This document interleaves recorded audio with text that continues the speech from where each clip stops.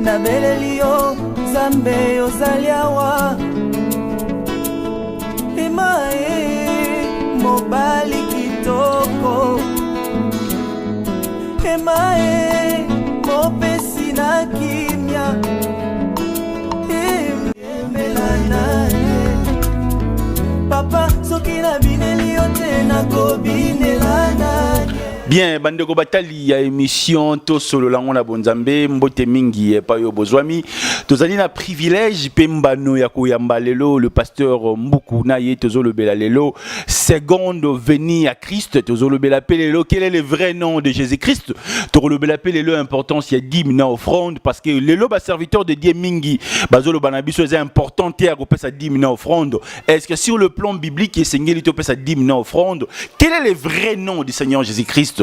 Est-ce que Yesu ça ya seconde venue à Christ ko sala mandenge nini to yambi basala nzambe moi mingi par rapport à la version oyo mais grand thème le tozo le bela l'importance ya dîme na offrande mais to ko florer moi mukie par rapport à la seconde venue et puis vrai nom ya Jésus-Christ to yambi mosala nzambe mbote pasteur beaucoup mbote privilège makasi lelo a koyamba yo na émission to solo la bonzambe muto akutana biso lelo à retenir d'abord nini par rapport à la présentation.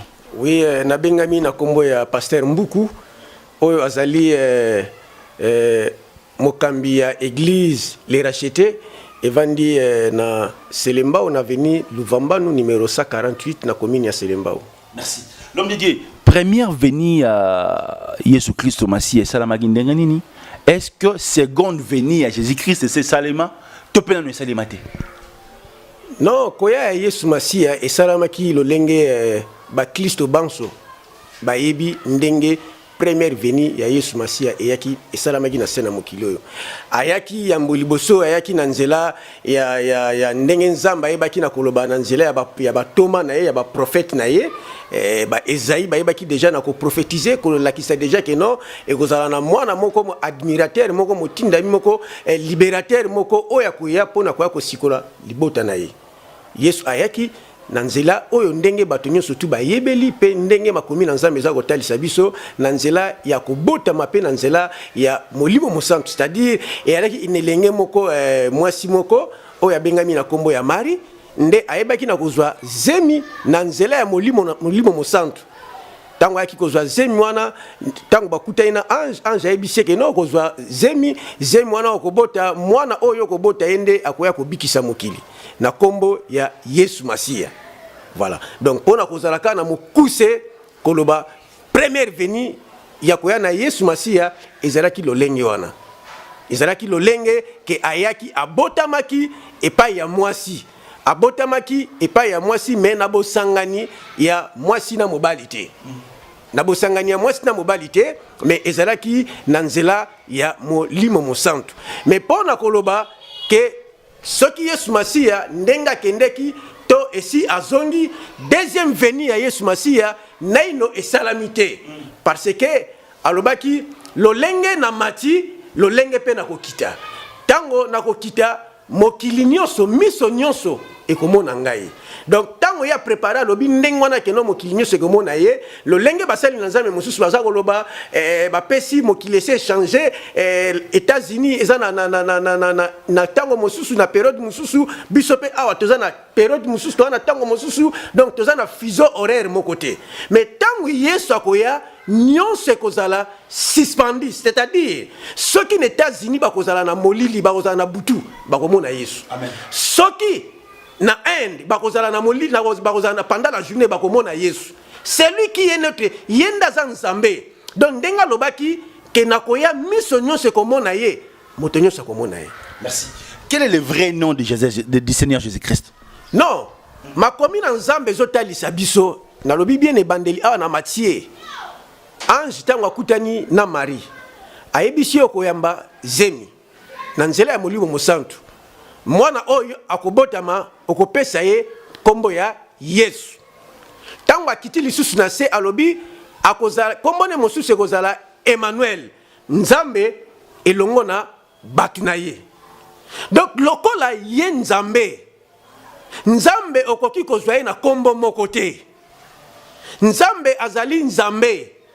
Azana ba kombo ebele. Donc abengami ye moko Emmanuel, abengami ye moko Yesu. Donc tant yo koloba nanga, quel est le vrai nom de Jésus? On a répondre au nini. Parce que dans la Bible na Matthieu, ba pesi biso ba kombo mibale. Jésus et puis Emmanuel. Sikoyo yebisanga ya malamu eza wapi ya mabe eza wapi? Yoshua Mashia. Yoshua Mashia eza langage moko na hébreu, na lokoto ya hébreu. Kombo na ye Yoshua. Wana ba traduire yango na français Jésus. Donc tant moto alobi Yoshua na moto alobi Jésus bazana bokesenité. Bazaka izaka kombo moko moto kaka se moko. Mais ce que tangela kinga yi kombo mosusu en dehors ya Yoshua to en dehors ya Yesu ndena ngalo belo likamo mosusu. Mais le tango lokolo tangelinga kombo ya Yoshua. Yoshua c'est lui-même Jésus-Christ. Est-ce que le nom de Jésus-Christ bateau la science occulte va s'occuper de transformer en gros pour passer en gros ma misala na bango ya mabe? Omoni tango Yesu akutani na moto oyo ya liboma na kati ya cimetière. Hein? Moto liboma atikala koyoka soki kombo ya Yesu te, mais abengi Yesu na kombo na ye. Abili kambo nini yonanga? Est-ce que vous comprenez likambo wana? Abengi na kombo na ye. Mutaliboma abengi Yesu na kombo na ye. Abi mwana Marie likambo nini yonanga likambo nini? Donc c'est-à-dire ezala ba soloka, ezala ba nganga kisi, ezala ba nani ngana ebisio ba yebi Yesu. Mais ba sale la ka Yesu na lolenge biso ndenge to sale la Yesu na lolenge ya kibonzambe te. Donc bango bazo sale la Yesu na lolenge o ya bango. Mais souka na bango ezali. Très bien. Passe dans le to bango liboso. Pour une émission de banda rapina yango. Nazo c'est pour la mingi parce que zo répondre biso de na bonzambe nyoso. Ils ont contredire ba marabout, ils ont contredire ba homme oyo bazana le na ba kibonganga. Ils ont contredire ba to bazo le na ba solo ka mabe parce que nous sommes des chrétiens. Sur le plan biblique. Est-ce que l'offrande est très important les lots?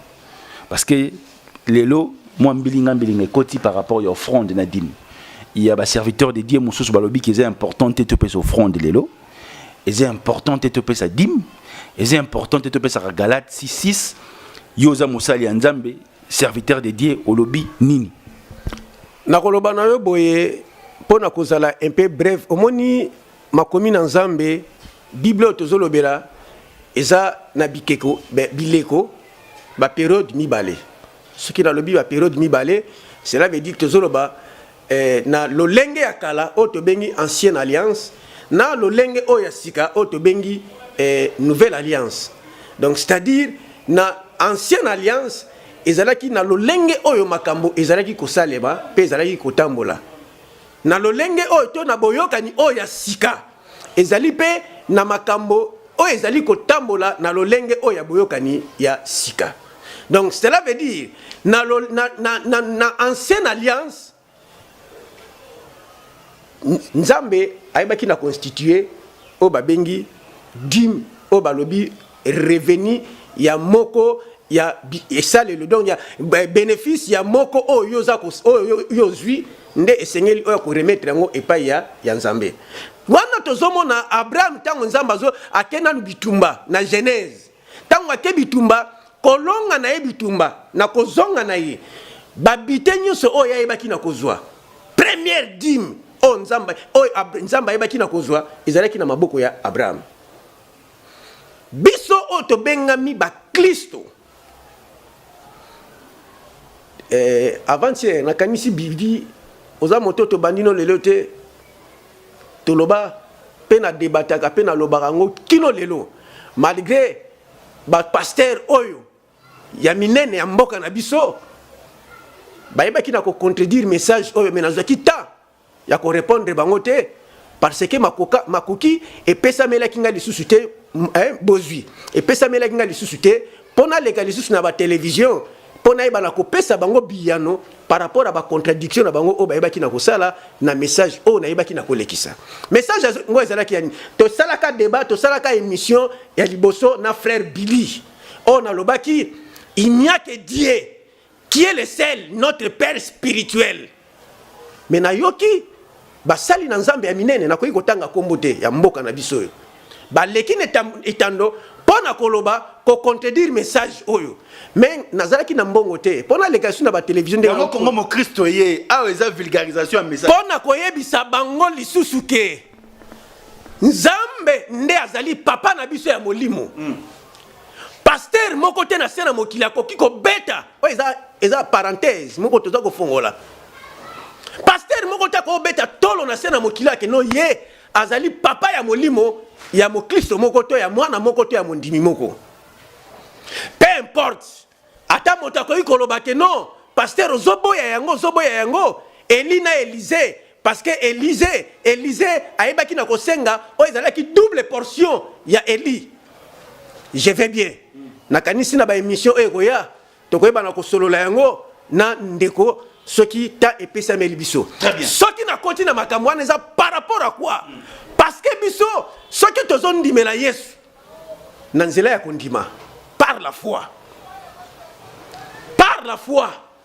lokola kondima nde eza katikati na biso or nzoka moto abandaki nde kondima eza nde Abraham donc Abraham wana lokola futaki dime epai ya Nzambe na période wana na ekeke wana biso tozalaki te les nations nous n'étions pas là ezalaki kaka libota moko ya Israël ezalaki kaka pona libota wana mais soki lelo biso tokomaki kopesa yango to ba susu baza kopesa yango na nzela ya Abraham par la foi donc esengeli topesa dîme na kati église parce que toza bana Abraham naza koya frère nalobi na yo makomi na Nzambe oyo eza kotalisa biso na biso toza na nouvelle alliance pe toza na ancienne alliance na ancienne alliance eza na makambo oyo ezalaki koleka na nouvelle alliance pe eza na makambo oyo esengeli pe eleka oyo eza ndenge moko na ancienne alliance te na ancienne alliance ezalaki soki mwasi aza na période ya makila akopusa na pembe na mobali te mais lelo toomona basi ba na période ya makila me bazolala mbetu moko na mobali bazosala misala esika azosi or na ancienne alliance et elaki soki même ata mwasi ana makila akoko simba même ata eloko moko te mais lelo mwasi aza na makila azolamba biloko yo le parce que lokola tokoti tondimela Nzambe wana tokota na kati ya kondima cela veut dire mobeko oyo ezalaki na tango kala biso pe toza na kati ya mobeko wana mais ekeko toza na yango nous ne sommes pas sous la loi. Parce que il n'y a qu'une seule personne qui a abolir, accomplir. Donc, ce qui n'a pas de frère, ce qui réellement dit est faisable et normal na katia église. Na koye bisayo na mokana na hébreu. Ce qui tangi hébreu 7 egola kisabiso. Ekoyebisa biso moto yazo pesa dîme et pas ya basali na Nzambe asali lisumu te asali mabete po akopambolama parce que dîme eza moko ezo fongola bikuke eza moko ezo fongola banzela eza moko ezo sala ke no mwana na Nzamba pambolama moko na zomi et pas ipe ya moto oyo yenge bene makomi na Nzambe ndenge naza koloba na hébreu oyo ezotalisa biso ke non biso ba oyo Isaac oyo basengi dîme alobi ke non nga na opesa dîme te parce que papa na nga Abraham apesaki dîme pendant que nga nazalaki na bare ya Abraham. Est-ce que vous comprenez le kamwana? Bazo comprendre le kamboyo. Donc cela veut dire moi no azobeta tolo abinga na kopesa dîme te na kofuta dîme te parce que papa na nga l'a déjà payé. Pourquoi? Parce que lorsqu'il a payé ces dîmes-là, moi, Isaac, j'étais dans ses rêves. nazalaki na rena ye yango tolobaka ezala bilakeli mabe misusu oyo mwana ya bimi ndoki atikali kozwa kindoki oyo na libanda te mais nzoka papa na ye azalaki na misala mabe tangu mwana ona na botami te papa zo pumbwa na butu nzoka zo pumba na mwana ya kobota malobi oyo atika est-ce que zo comprend makambo na oloba frère ezo lekelanga sur le plan spirituel bato oyo na biso nde bazo comprendre frère, oui, na sepelaka nao parce que na ça moi émission moi bien.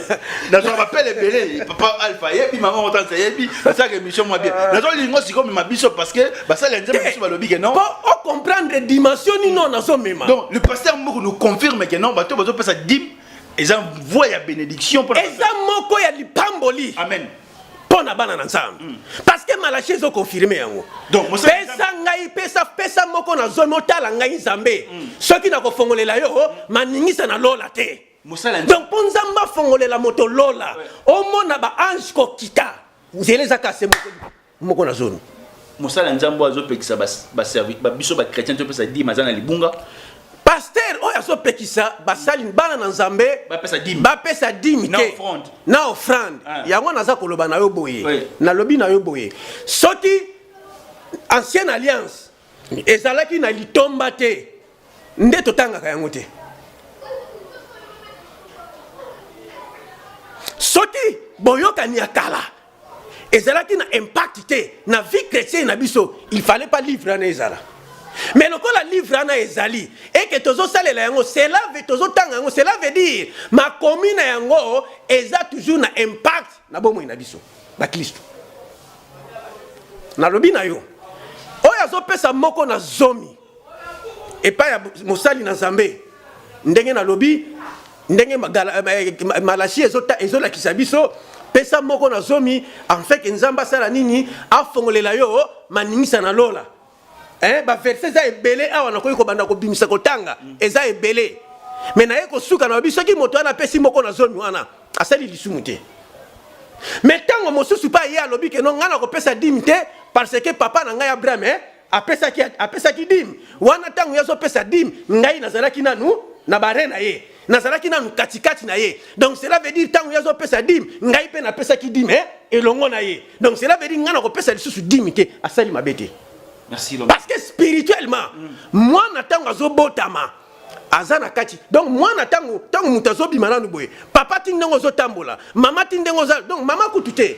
Pour maman, aye bakat na ko recevoir. O ezan kona wite pa ya papa. Est-ce que vous comprenez? Maman zoraka o ezan kona wite pa na papa. Donc Abraham et Isaac ceux qui a le baki modèle wana parce que azalaki na bare azalaki na kati Abraham tango azotambola ndenge biso mibali tozotambola na bana na biso tozotambola na ba mapasa na biso yango no moni et pas mosusu mwana soki abotami azosala makambo mosusu ezolakisa exactement lokola papa na ye. Pourquoi? Parce que auti na kati ya bare auti na kati ya makila ya papa. Merci. L'homme de Dieu tolinga lelo te abiso verset biblique yo moko repona thème pe yo moko repona parce que biso lelo tolinga ki mingi expliquer biso importance ya Dieu na offrande to comprendre ngo par rapport à ba serviteur de Dieu mususu ndenge bazo lo balelo par rapport ya parole de Dieu ndenge zo tambola matoro peso micro au prêcher biso au même biso na dimension spirituelle et puis au te abiso vraiment le vrai message parce que lelo mitema na biso za moi likolo le sambo nini to libonde nini to koki koyoka lelo po ekitisa mitema na biso. Mais omoni na koloba kaka eloko moko. Réalisateur du Saint-Esprit so gozo pasteur Mboko. Soki libota na Nzambe eza sikoko kende na libunga eza ka parce que ndenge makomi na Nzambe ezotalisa biso mon peuple périt faute de connaissance.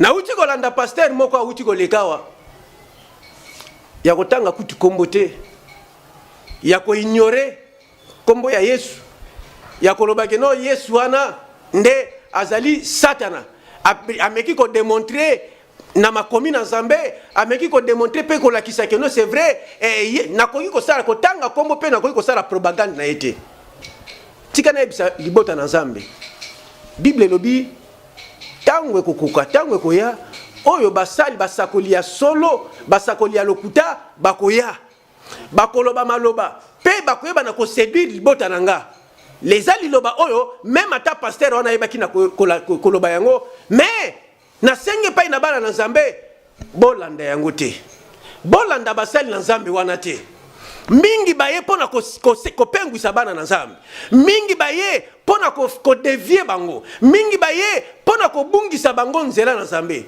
mais tika na ebisa yo malgré bazoloba que enlèvement ezate esambiselo ezate makomi na Nzambe ezotalisa biso eza na liloba moko te o Nzambe na biso aloba ekotika la koleka nyonse kokokisama peu importe la durée peu importe bambula peu importe mikolo yango ekosalama mais tika na ebisa yo enlèvement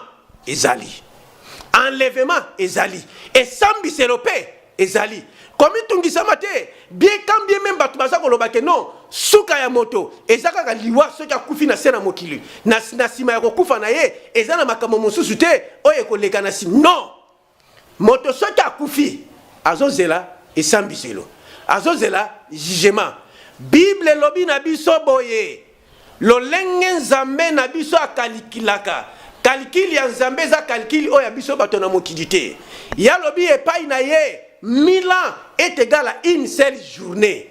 Bien aimé, ce qui totali par rapport à wana. Tout ça, c'est qu'on a 1000, na 2000, na 2011, na 2018. Et pas dans Zambie. Et ça, le quoi comme net basali, 2 jours. Supposez si que non Zamba sala qui calcule na ye que mokili oyo na par rapport à calcul na ye et kokufa na l'an 2000 quelque chose. C'est non calcul en Zambie. Combien de générations oye koleka avant que Nzamba ya avant que sambisele comment tika na ebisa yo oye ezaka ka litomba na bomo na yo ya kotosa Nzambe ya kosalela ye pe ya koluka mokolo moko omona mokeli oyo akela yo c'est vrai to tika la komona ete c'est vrai tozondi make mokili eza ko exister par la foi tozondi make mokili oyo ekelamaki epai na Nzambe nangina ebisa yo kobungisa kondima na wana te bato baya kolongola kondima na wana te na ba message moko ezanga tina na ba message moko ekozangisa obokonzi na likolo bible zolo bana biso ndenge frère auti kotuna ngai awa Yesu quand bien même atan ngana débattre na bato ebele balobi ke non jugement ezate enlèvement ezate naza ko ebisa ba na Nzambe Bible zolo bana biso esambisi les enlèvement pe ezali Yesu alobi na biso tango ko ya suka apesi biso alakisi biso même ata bilembo alobi botala bilembo oye kokisama bilembo oye kosalama bilembo oye kozala yambo o ngai na ya ngana na ebisa bino malgré bato mosusu na yoki abalobi ke non Yesu esi azonga na sena mokili pe asukaki esi asukaki asuki na nzela mo écoute na tanga même ata prophète ngo ezate parce que yemoko aussi longtemps zalaki na sena mokili oyo atikala ko tanga kombo te ke non nga naza moto o Nzambe to Yesu asuki si mosala ne pa inanga pona ko tanga Branham te Yesu ton Nzambe Yesu asilisi mosala na epa wana donc nazo contredire même ata lifoko azolo baba makambu oyo nga nalai ko nazali kondima nazali koyoka banzembo ya lifoko du ciel mais lelo na eko mona eke no aza antichrist donc banzembo ba sede nyoso nga nazalaki nango ya lifoko na tumbi yango na ndako na ngana tika même ata bana nga même ata na église na za na ebisi bango na bibo koki koyoka lisusu nzembo ya frère lifoko te a se dévoiler aux face na ye ti azali ko séduire libota na Nzambe ndi azali ko salela satana parce que même yemoko Branham atikala jamais koloba modelo lifoko azoloba pona Branham atikala jamais koloba yango mais qui est lifoko lelo po ya ko mettre en égalité Yesu na Branham ezako lakisa bilembo ya bato oyo babengami ba antichrist. Merci. L'homme de Dieu, il nous a prêché. J'espère que Nganaza c'est lui par rapport à message Jonayo Kilelo. Félicitations, merci, l'homme de Dieu. J'ai aimé ton introduction. J'ai aimé aussi la manière dont on développé par rapport à grand thème Oyo Meyan. Ils ont mutumo kwa zana posa ajwa contact nayo Abengo personnellement ou édifié sur le plan spirituel, tu as posé un numéro de contact na yo pesa mais appelle à mutumoko lelo na yamba Seigneur Jésus-Christ, tu as posé au PC chance oyo soit ko yamba Seigneur Jésus-Christ comme Seigneur et Sauveur yavinaï. Oui, comme on numéro de contact nanga ezali 09 donc obeti sokoza libanda ya mboka obeti plus 243 9 98 84 06 70. Wana soko bengi nga ezala na WhatsApp ezala wapi ezala na imo nyonso tu okozwanga wana. Soki po moni numéro wana eza koleka. Soki obeti ba numéro wana nyonso ezala na WhatsApp ezala na imo okoyeba na kozwanga ye. Pona ndeko azolanda ngai na tango oyo nanga yebisa yo eza na moto moko oyo akela yo. Makomi na Nzambe talisi biso lobi soki ki mongongo na Nzambe koyesa motema na yo ekenzete. Bien aimé oyoka na yo maloba ya batu mais pesa yo kinyate. Oyoka na yo maloba ya batu peut-être eba na ko décevoir yo. Mais ngana natalisa yo moto oya simba pema na yo. Moto oya simba existence na yo. Moto asali ke lelo na tongo yo lamuka. Moto asali ke lelo ozala na nzoto ndengoza. Moto yo abikisi yo, moto yo abundeli yo, moto yo pendant que yo lali, pendant que yo zoyeba lisusu to so voyage so kufi na yo, mais a renouveler bolamu na ye, a renouveler lisusu bolingo na ye, a renouveler lisusu bonté na ye katikata bomo na yo, en fait que yo oyeba na ko vivre mokolo malelo. Bien aimé, moto wana azana posa na yo. Azana posa na yo. Azana posa na yo. Bien aimé, yo ozolanda. Soki ozana makambo ya mabe oyo salaka. Soki ozana misala mabe oyo salaka. Tango yango epesa meli yo. Po oyeba na koyamba Yesu na yo lokola nkolo pe mobikisi na bomwe na yo. Tala, papa tende mutako bikisa yo. C'est vrai papa, esi abota yo atika yo. Mama te mutako bikisa yo. Mama c'est vrai abimisa na mokili oyo, mais atika yo oza pelere. Atika yo na propre sort na yo moko. Mais nzoka panda ke bango nyoso mibale na batika yo, mais ezana moto moko oya zalaka na yo mikolo nyonso. Atika akotika la kotika ata mokolo moko te, soki yo ozaka ka pembeni na ye. Soki yo kozalaka ka pembeni na ye. Soki yo kotambola kaka nzela moko na ye. Ezana kombo ya Yesu Masia wana. O na ebisaki biso ne bandeli.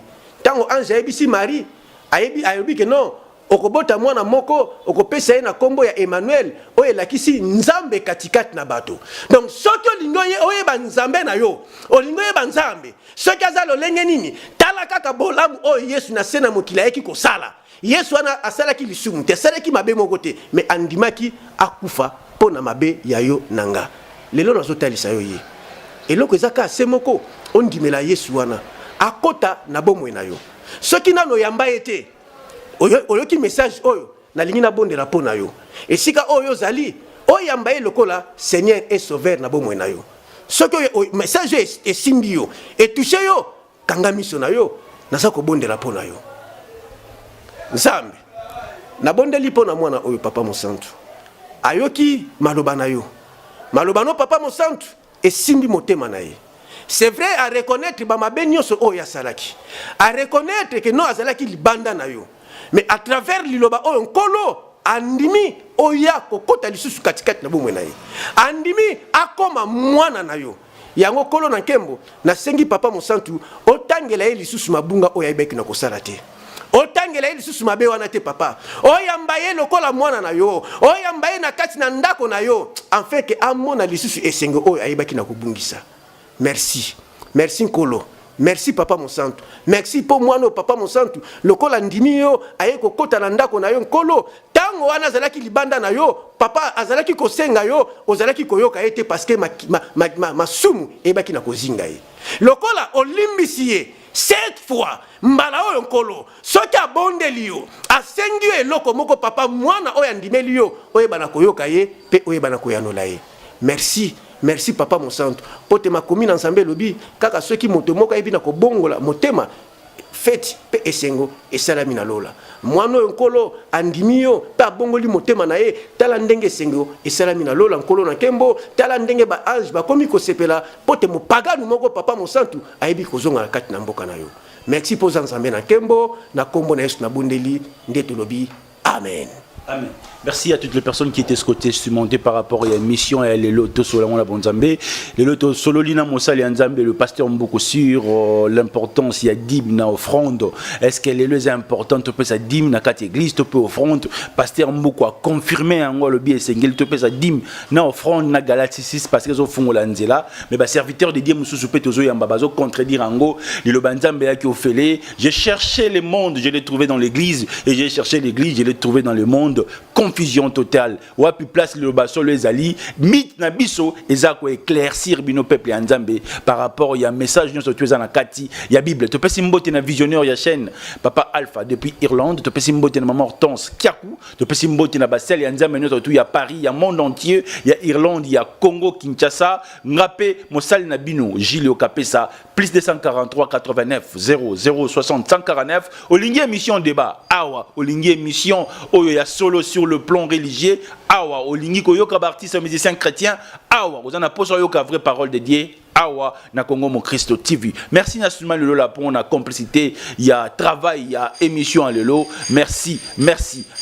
Restez scotché sur monté plus 243 89 00 60 149 et puis numéro ezawana numéro na biso ya sur le plan international au bengi biso au commune biso au commune biso sur page na biso Facebook Congo Mon Christo TV au ba image surtout et puis ba émission surtout de ça là na Congo Mon Christo TV. Restez scotché sur monté. Ciao.